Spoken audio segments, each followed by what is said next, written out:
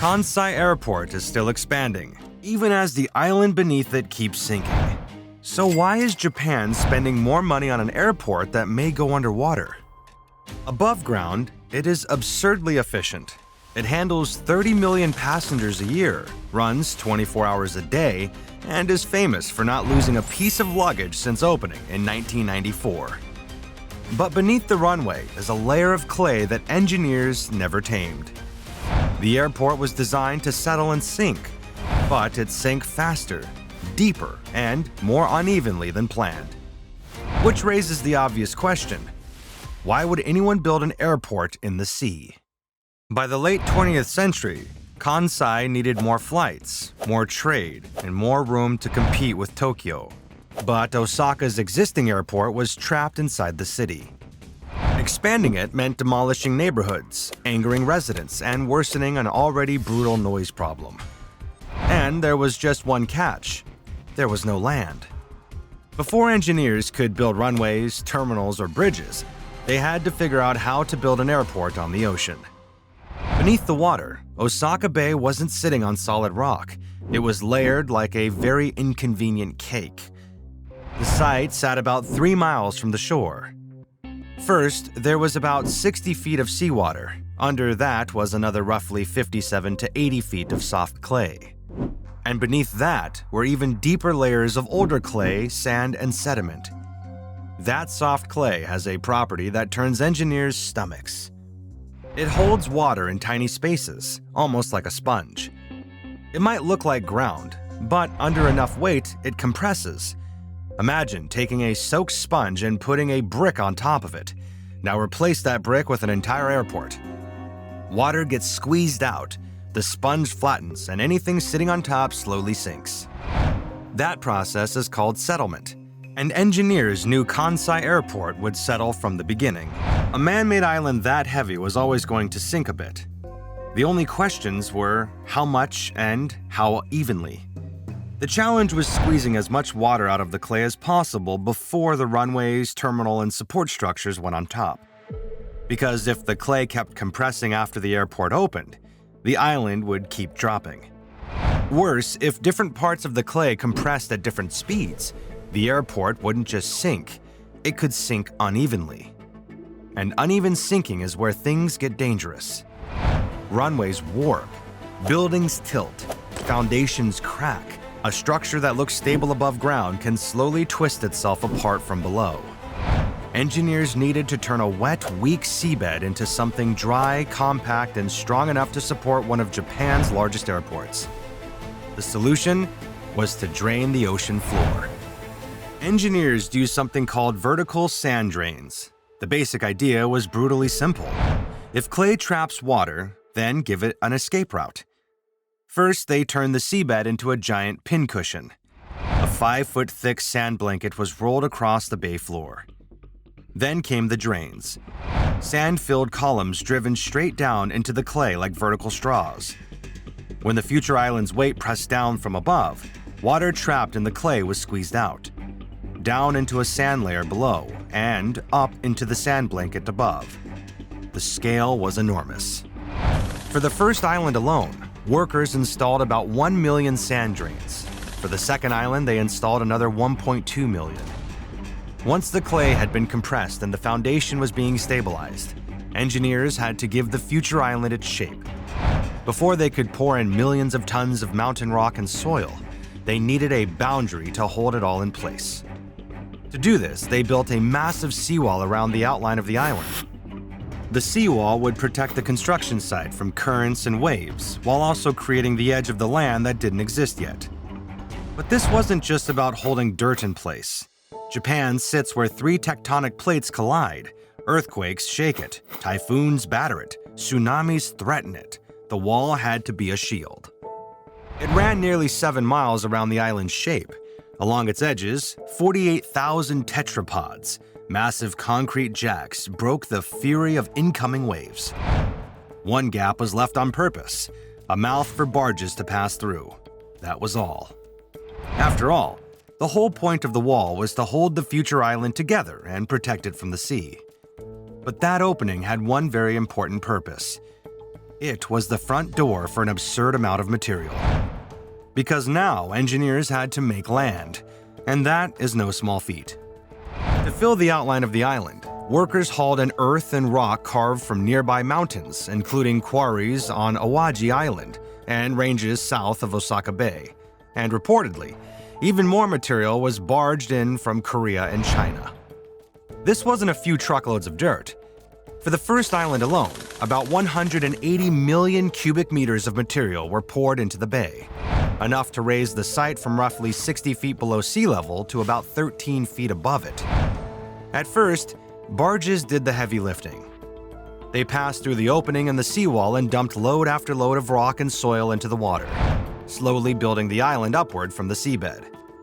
Once the surface finally rose high enough, convoys of trucks took over, adding the final layers, compacting the mound, and shaping it into something strong enough to hold runways, terminals, roads, and millions of passengers. Piece by piece, Osaka Bay became an island. And once the land finally rose up out of the water, engineers could begin turning that artificial island into an actual airport. The centerpiece was Terminal 1, designed by Renzo Piano, the same architect behind Paris's Centre Pompidou. At the time, it was the longest airport terminal in the world, stretching just over a mile from end to end. From above, the building looked like a giant glider lying across the island. But that shape wasn't just an architectural drama. Its curved roof was designed to help air flow through the terminal, guiding cool air across the ceiling without relying on visible ductwork. There was just one problem left. The airport was stranded. Kansai Airport wasn't just outside the city. It was stranded in the middle of Osaka Bay. So engineers built the Skygate Bridge R, a massive double-decker bridge connecting the airport island to the mainland city of Izumisano. The bridge stretches about 2.3 miles, with 6 lanes of traffic on the upper deck and 2 railway lines beneath it, carrying both cars and trains over the water. It's considered the longest double-decked truss bridge in the world. By the time it was finished, Kansai Airport looked like a triumph. Japan had built land where there had only been sea. They had connected it to the mainland with a record-breaking bridge. They had placed a world-class terminal on top of it.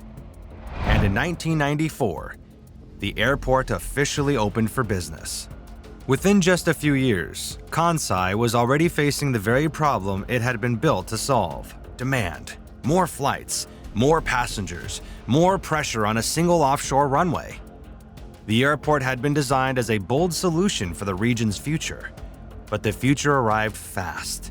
By 1999, Japan was already beginning work on a second artificial island and another runway to expand Kansai's capacity, and that expansion did not come cheap. Kansai Airport was originally expected to cost around $14 billion. By 2008, that figure had climbed to roughly $20 billion thanks to expansion, the second island, and the constant cost of fighting settlement. On paper, that sounds like success. The airport opened, traffic grew, and expansion followed. For a moment, it seemed like the gamble had paid off. But underneath the terminal, the runways, and the bridge, the seabed was still sinking. And by 1999, engineers realized Kansai wasn't sinking the way they expected. It was sinking faster. Originally, engineers predicted that Island 1 would settle by about 19 feet over 50 years. That was manageable. The airport was supposed to eventually stabilize around 13 feet above sea level, high enough to avoid severe flooding. But that is not what happened. Instead, Kansai sank so quickly that within just a few years, parts of the island had already dropped about 27 feet.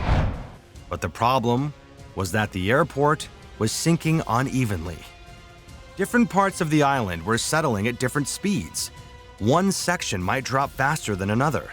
A runway could warp, a building could tilt, a terminal could slowly twist itself apart from underneath. But the worst problem was the passenger terminal, or Terminal 1. Because the building's center had a basement, it was lighter than the wings on either side. That meant the heavier ends were sinking faster than the middle. To fix this, engineers installed 900 jacks beneath the terminal support columns. Every few years, the settlement is measured. and selected columns are adjusted to keep the building level. And for a while, these fixes seemed to be working. The settlement rate slowed dramatically, from roughly 20 inches a year when it opened to only a few inches a year later on. Kansai kept operating. It expanded. It became a major regional hub. It even began work on a second island. Then in 2018, the sea reminded everyone what the real stakes were. Typhoon Jebi slammed into Osaka Bay with winds of around 100 miles per hour. Waves crashed over Kansai's seawall and flooded the runways and critical airport areas. Hundreds of flights were canceled. The airport shut down for 3 days. And then, it got worse. A tanker broke loose in the storm and smashed into the bridge connecting Kansai to the mainland, trapping thousands of people on the airport island overnight. Kansai wasn't just sinking, it was sinking in a bay that could flood in a country hit by typhoons, on an island with only one major connection to the mainland. After Jebi, Kansai was reinforced. But reinforced does not mean fixed. It means the airport entered the next phase of its life, an expensive one. After the flood, Japan's Transport Ministry planned major disaster prevention work, including raising seawalls and lifting the runway and taxiways on the first island. The runway alone was no small job. It stretched about 11,500 feet long and 200 feet wide, and officials planned to raise it by about 3 feet, layering asphalt in small increments so planes could keep taking off and landing during construction. The disaster prevention measures were estimated at hundreds of millions of dollars, and while all this is happening, the airport still has to function. Kansai is not a ruin being slowly patched up by historians, it's a working airport. That means every fix has to happen around flights, passengers, cargo, security lines, baggage systems, and international travel demand.